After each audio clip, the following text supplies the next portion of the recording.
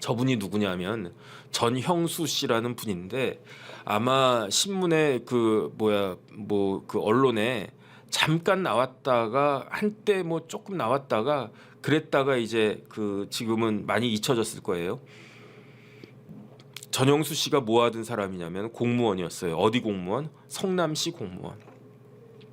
1959년생인데 그 구급 출신이래요. 78년에. 그러니까 한국 나이로 옛날 나이로 20살에 구급에 합격한 거예요. 그러니까 고등학교 졸업하자마자 구급이 됐으니까 그러니까 뭐 나름대로 이렇게 뛰어난 분이었겠죠. 근데 가정 사정이 어려웠는지 뭐 대학은 경희대 경영학과 졸업했다라고 나와 있는데 제가 봤을 때 그 경희대 간 거는 나중에 이제 공직 생활 하다가 그 뒤늦게 이제 가셨던 것 같고 처음엔 집안도 어렵고 저기 어디 호남에 어디에서 이렇게 그 출신이라고 그러셨는데 근데 어쨌든 그 만 20살도 되기 전에 구급이 돼가지고 쭉 올라갔어요. 어디까지 올라갔습니까? 경기도지사 비서실장까지 하고요. 그 다음에 GH 경기도시공사 사장 직무대행까지 하셨던 분이에요. 그러니까 입지전적인 인물이지. 경기도지사 비서실장이면 1급일 거예요. 1급 아닌가? 1급이나 2급이나 둘 중에 하나일 텐데 왜냐하면 경기도지사를 차관급으로 보면 비서실장을 1급으로 볼 수도 있고 2급으로 볼 수도 있고 어쨌든 9급부터 시작해가지고 행정고시 출신들도 5급에서 그 국장 다는 게 그렇게 쉬운 일은 아닌데 9급에서 시작한 거예요. 그래가지고 저분이 이재명 대표를 처음 만난 건 언제냐? 이재명이 성남시 시장에 당선됐을 때 그때가 언제였겠습니까? 2012년도였을 거예요. 그런데 2012년도에 그 성남시장이 맞나? 2018년이 14년 그다음에 2010년인가? 2010년에 성남시장 됐나? 어쨌든 처음에는 비서실장이 아니었어요. 근데 이 사람도 써보고 저 사람도 써보고 그랬겠죠. 그런데 전형수 씨를 비서실장으로 2013년도에 딱 그 임명을 해서 써보니까 이 양반이 굉장히 일을 잘해. 59년생이니까 이재명 대표보다 몇 살 형님이에요. 근데 야 공무원 오래 해서 그런지 그 다음에 9급부터 9급, 8급, 7급, 6급, 5급 성남시장 비서실장이면 5급 아니면 4급이나 뭐 이럴 텐데 굉장히 막 쭉 올라갔다는 이야기 아니겠습니까? 역시 뭐 행정의 달인인가? 그러면서 그때부터 전형수 실장을 중용을 해요. 그래서 성남시장 비서실장을 갖다가 시키고 그 다음에 성남에 구청장 있단 말이에요. 수정구청장. 수정구청장도 2016년도에 시키고 그 다음에 성남시에 행정기획조정실장. 그러니까 쉽게 말하면 성남시 행정을 다 그냥 도맡아서 하는 거의 뭐 부시장급 그 해당하는 그러한 기조실장이라는 이야기잖아요. 그러니까 성남시 기조실장까지 딱 한 다음에 그리고 난 다음에 이제 이재명 대표가 경기도지사가 됐잖아요. 경기도지사가 되면 거기도 뭐 작게나마 뭐 작지는 않겠지. 어쨌든 뭐가 꾸려집니까? 인수위원회가 꾸려지잖아요. 그러니까 전형수 씨가 그 경기도지사 인수위원회 비서실장도 해요. 거기 인수위원장 있을 텐데 거기에 비서실장을 하는 거지. 그리고 난 다음에 이재명 대표가 2018년도에 경기도지사가 되니까 그러니까 그때는 또 경기도지사 비서실장을 해요. 비서실장만 3번 하는 거예요. 성남시장 비서실장, 인수위 비서실장, 경기도지사 비서실장. 그러니까 얼마나 이거를 그렇게 그 총회하고 측근으로 그랬는지 알 수 있지 않겠습니까? 그다음에 이제 전형수 씨가 이제 60살 되니까 만 60살이 되니까 그러니까 이제 경기도시공사 경영기획본부장으로 보내줘요. 왜 그랬겠습니까? 제가 봤을 때는 전형수 실장이 저기 지사님 뭐 다 좋은데 이제 저도 나이 먹고 그랬으니까 이제 좀 공무원보다는 아무래도 그 경기도시공사 GH 이런 데가 페이가 좋을 거 아니에요. 근데 이런 데 가서 월급도 좀 더 받고 싶습니다. 그러면 더 잡고 싶었겠지만 그래도 이제 60살 되고 정년 다 돼가고 하니까 여기 보내드리자 해가지고 GH 경영기획 본부장을 갖다가 하다가 2022 그때 GH 사장이 누구였습니까? 그때 저보다도 어린 이현욱 사장이 사장이었어요. 그러니까 출세한 사람들은 달라. 이현욱은 저보다도 어린데 그때 뭐 한참 어릴 때 50대 초반에 GH 대한민국에서 제일 큰 경기도 대한민국에서 제일 큰 그 공사가 그게 GH거든요. 그러니까 지자체 중에서 제일 큰 공사가 그게 GH거든요. 거기 사장도 하고. 그다음 어제도 말씀드렸지만 어제 주택공사 사장을 54살에 하셨던 분이 누굽니까? 김진 씨도 그랬고. 나는 지금 나이만 먹어가네.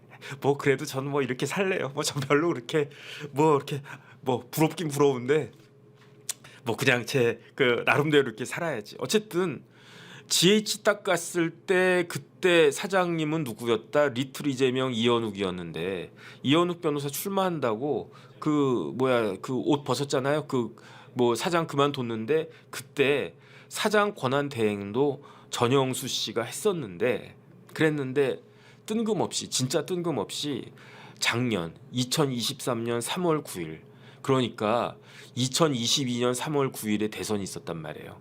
대선 꼭 1년 지난 바로 그날 성남시 수정구에 있는 자택에서 오후 7시 30분에 사망한 상태로 발견이 되는 거예요. 그러니까 이거는 그러면은 이재명 대표보다 이재명 대표하고 제일 가까운 사람이 누굽니까? 그게 정진상이잖아요. 근데 성남시에서 뭐라고 이야기했느냐? 정진상은 정치적인 측근이래. 그러면 전영수는 무엇이었느냐? 전영수는 행정적 측근이래. 그러니까 왼팔 오른팔. 그러니까 뭐 좌동규 우용 뭐 이렇게 이야기하지 않았습니까?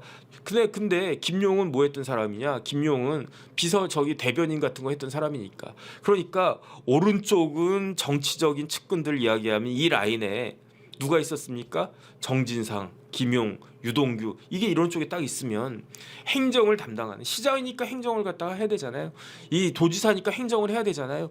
이쪽에는 누가 있었느냐? 이쪽에는 전영수가 있었다는 거예요. 거의 정진상하고 같은 동급의 무게를 가지고 있었던 공무원들이 봤을 때 내면적인 건 모르고 내면적인 거야 뭐 겉으로 이렇게 막 그 곁을 내주고 뭐 속 얘기하고 그다음에 치실로 막 이빨 이렇게 뭐 낀 거 이렇게 막 보여주고 그러는 거는 정진상이었겠지만 그 밑에 있는 공무원들이 보기에는 야 정진상은 정치적인 측근이고 전영수는 행정적인 측근이었구나. 그러니까 전영수 씨가 GH 경영기획본부장으로 2019년 7월에 갔는데 2019년 그 가기 직전에 경기도지사 비서실장 할 때 2019년 5월에 뭐가 있었습니까? 그때 김성태 회장이 모친상을 당해요.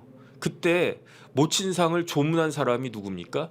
이재명 지사가 가기에는 조금 뭐 눈도 있고 그러니까 대신 보낸 사람이 누구냐? 정진상 보냈겠습니까? 아니에요. 정진상은 사진도 없었어요. 정진상은 어떤 사람일까?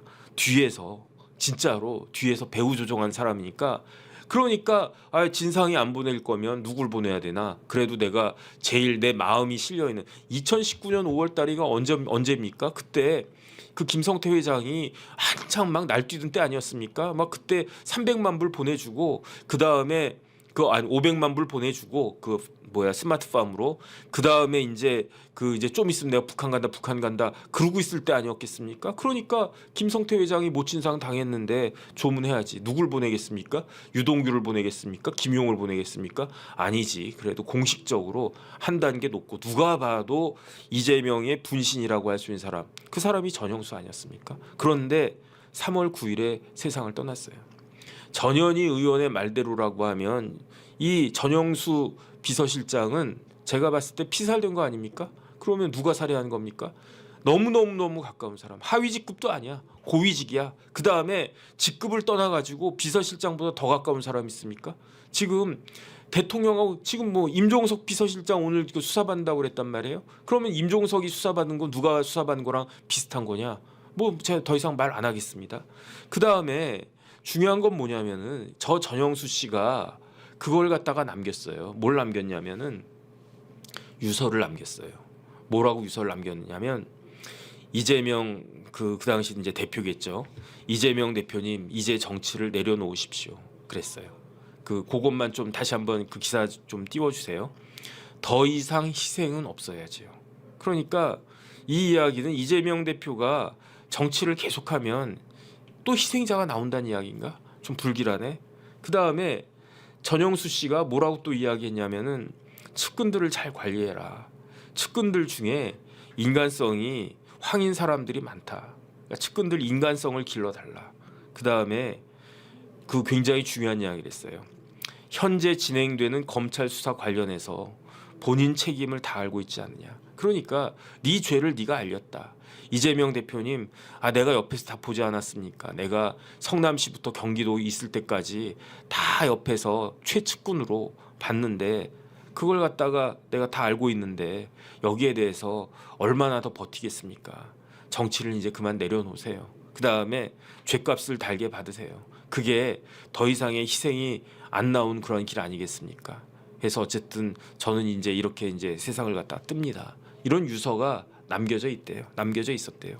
그러니까 오히려 전현희 의원이 삿대질하면서 야이 살인자야 할 대상이 김건희 윤석열이겠습니까? 전 그런 생각 안 드는데요. 근데 어쨌든 이런 식으로 해가지고 최고위원이 됐는데 민주당 최고위원이 얼마나 대단한 건지 전 잘 모르겠어. 뭐 제 일당의 최고위원이니까 대단하겠지. 그러니까 막 그렇게 온갖 생쇼를 갖다가 하면서 최고위원이 되려고 그랬겠지. 그런데 그게 최고위원입니까? 제가 봤을 때는 거수기 아닌가요? 이재명 대표가 시키면 이렇게 하라고 하면 이렇게 하고 이렇게 하라면 이렇게 하고 최고위원이라고 나는 따로 내 나름대로 소신을 갖다가 가지면서 최고위원 회의에 최고회의에 내가 참여할 거야 했던 사람이 있었잖아요. 정봉주. 어떻게 됐습니까? 모가지 날라갔잖아. 그러니까 최고위원 뭐 수석이 무슨 의미가 있고 전현희가 2등 했는데 2등이 무슨 의미가 있고 이현주가 문 닫고 들어왔는데 이현주가 무슨 의미가 있습니까? 어차피 시키는 대로 로봇처럼 거수기 역할만 할 건데 저는 지금 당장은 전현희 의원이 최고위원 됐다. 그것도 김민석 선배 바로 뒤에 내가 2등까지 했네. 그러면서 속으로 뿌듯하게 생각할 수 있을지 모르겠지만 그런 행동이 유가족들 가슴에 피멍들게 하는 것이 아닌가. 저는 그런 생각이 들고요.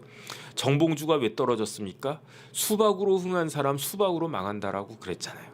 옛말은 아니고 제가 만든 말이에요. 수박으로 흥했으니까 수박으로 망한 거지.